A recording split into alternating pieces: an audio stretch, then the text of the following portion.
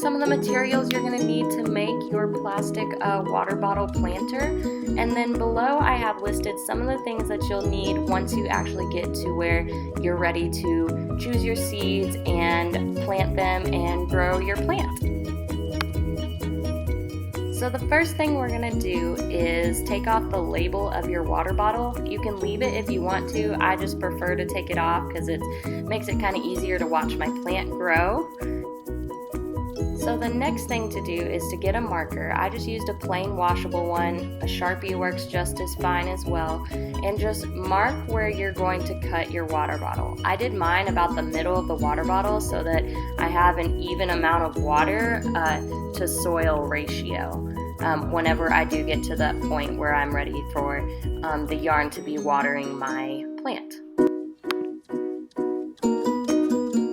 The next thing you'll do is get a pair of scissors. You may need some parent help with this part, and just kind of poke a hole in the middle of your water bottle about on the line that you're going to be cutting, and cut along your line. It should cut the water bottle right in half pretty easily for you, and you should have 2 parts to your water bottle.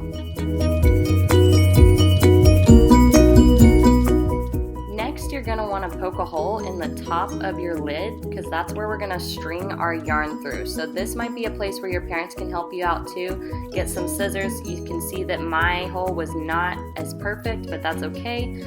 Next, you're going to take your scissors again and begin to cut your yarn. You're going to want it to measure about where about half the yarn can fit inside the bottom part of your plastic planter, and then the other half can be strung through the hole of the cap on the top of your plastic planter so that it can fit halfway in the water and halfway in the soil once you get your soil in there. Now you can see that I'm kind of having a hard time stringing my yarn through there. I did have to wet it a little bit, and then I was able to just push it through the hole, and then once it's through there you can adjust it, whether it's halfway on the bottom, halfway on the top, however you decide to do it with your planter. Then you're going to just put it right back on like you would a regular water bottle, and then put it upside down like you see in the picture, and you have your planter.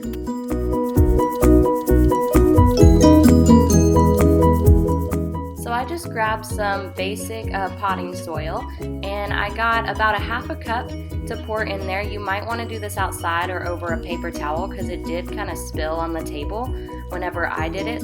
So just be careful not to make a mess. You can also get someone to help you with this part as well.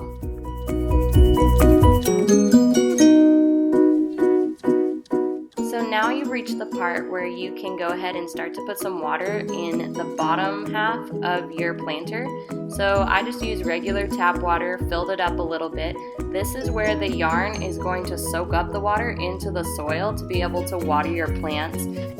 When I was making my own, I really only needed to refill the bottom part, like maybe once every week or so.